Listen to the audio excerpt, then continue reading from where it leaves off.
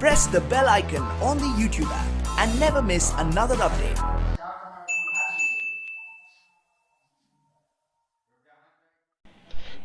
Hello friends, नमस्कार।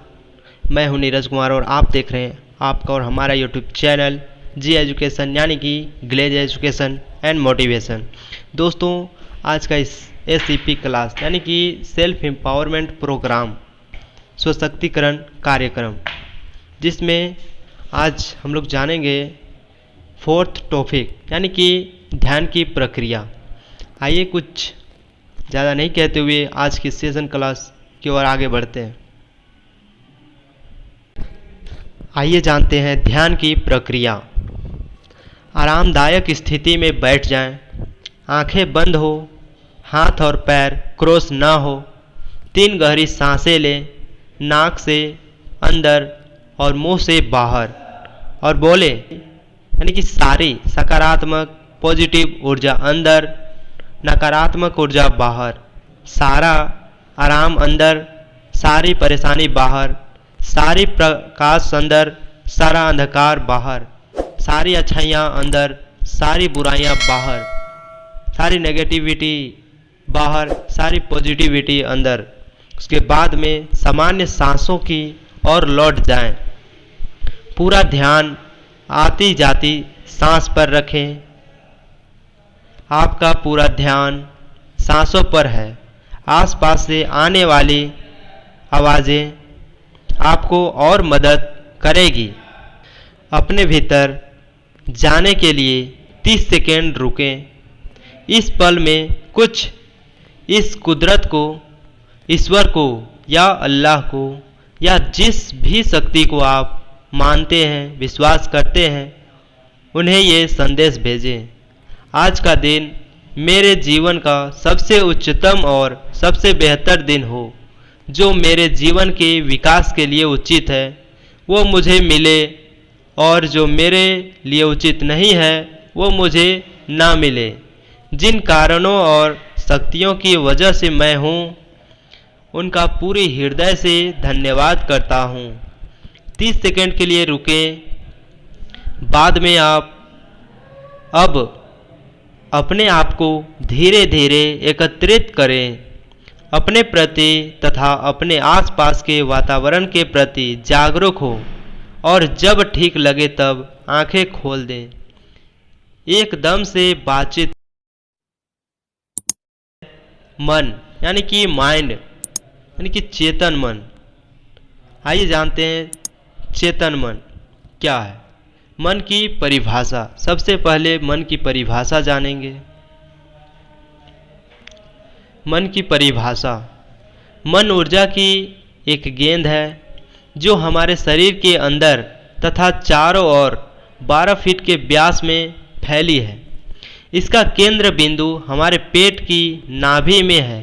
इससे हम देख नहीं सकते हैं, परंतु महसूस कर सकते हैं। इसमें उत्पन्न होने वाली सभी विचार तथा भावनाएं ऊर्जा की तरंगे हैं। जी, आप देख पा रहे होंगे। सेम इसी प्रकार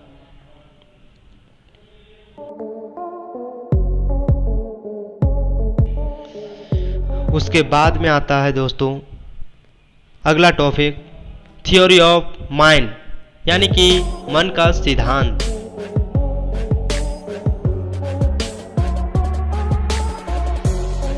फर्स्ट, सबसे पहले टॉम का पेपर बांट दे सभी में।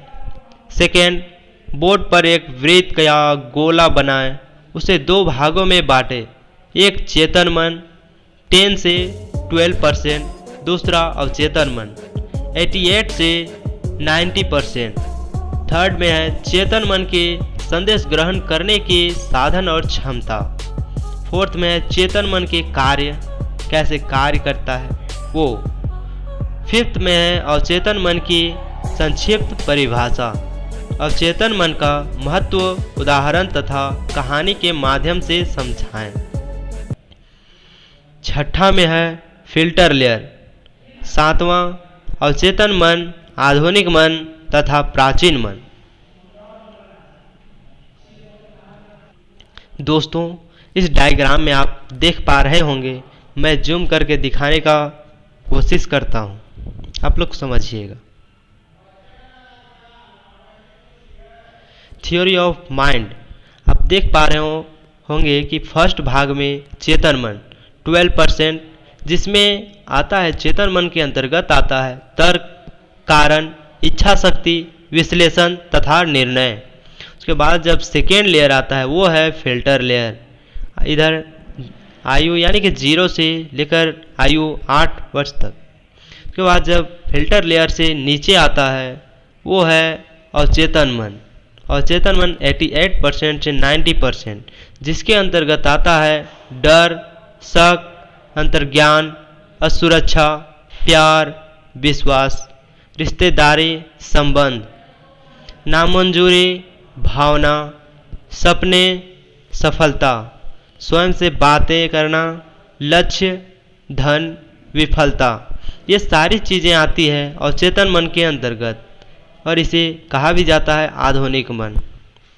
उसके बाद लास्ट नीचे आप देख रहे होंगे प्राचीन मन, यानी कि प्राचीन मन के अंतर्गत आता है भागना और लड़ना, फाइट एंड फ्लाइट। दोस्तों यही है एक माइंड, थ्योरी ऑफ माइंड का डायग्राम। सेम इसी प्रकार आप बना सकते हैं।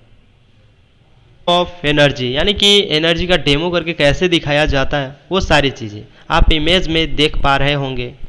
डेमो ऑफ एनर्जी का डेमो। दोस्तों आपने डायग्राम में, माइंड ऑफ डायग्राम में आप देखे थे कि fight and flight and play dead, प्राचीन मन के अंतर्गत ये 2 प्रक्रियाएं आती हैं, तो उसी के बारे में अभी हम बताएंगे। दोस्तों फाइट यानी कि लड़ना, फ्लाइट यानी कि भागना, और कोई प्रतिक्रिया न करना यानी कि प्ले डेड।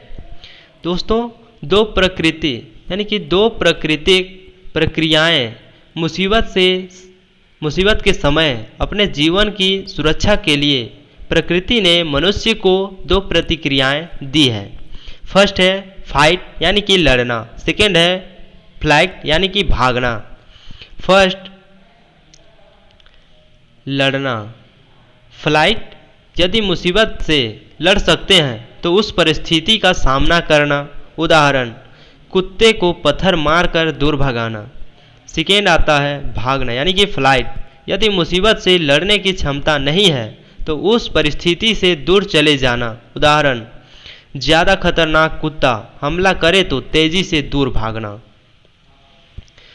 दोनों ही प्रतिक्रियाएं करने के लिए हमें ऊर्जा की आवश्यकता होती है।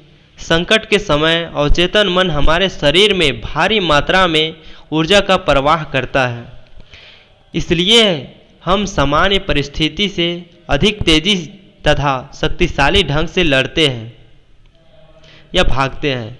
इसी ऊर्जा की वजह से संकट के समय हमारी सांसें तेज हो जाती है, चेहरे लाल हो जाता है या शरीर तन जाता है।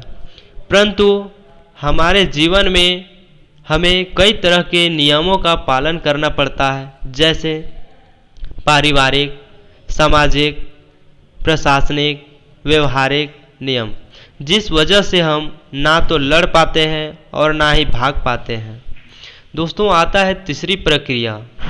तीसरी प्रक्रिया नियमों का पालन करने के लिए मनुष्य ने तीसरी प्रक्रिया का निर्माण अपने आप ही कर लिया है, प्रतिक्रिया न करना यानी कि प्ले डेड।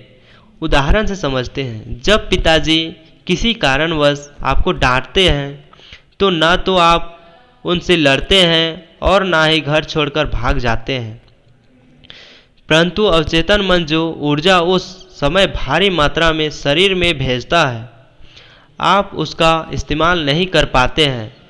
उस भारी ऊर्जा को आप अपने अंदर ही दबा लेते हैं। लंबे समय तक प्ले डेड करने से शरीर में दबी ऊर्जा एक समय पर बीमारी के रूप में प्रकट हो जाती है, ध्यान करना है। और दूसरा थ्योरी ऑफ माइंड। दोस्तों इस तरह से लगातार आप क्लास अटेंड करें, आप बेहतर से बेहतर SCP क्लास ट्रेनर बन सकते हैं। दोस्तों अगला टॉपिक, अगला भाग देखने के लिए इस चैनल को सब्सक्राइब करें, नहीं किए तो कर लें और बेल का आइकन को ज़रूर दबाएं ताकि अगला वीडियो का नोटिफिकेशन आपके तक सबसे पहले पहुंचे। आपका इतना महत्वपूर्ण समय देने के लिए बहुत बहुत धन्यवाद। आपका दिन शुभ हो। जय हिंद, जय भारत, गो गैलवे।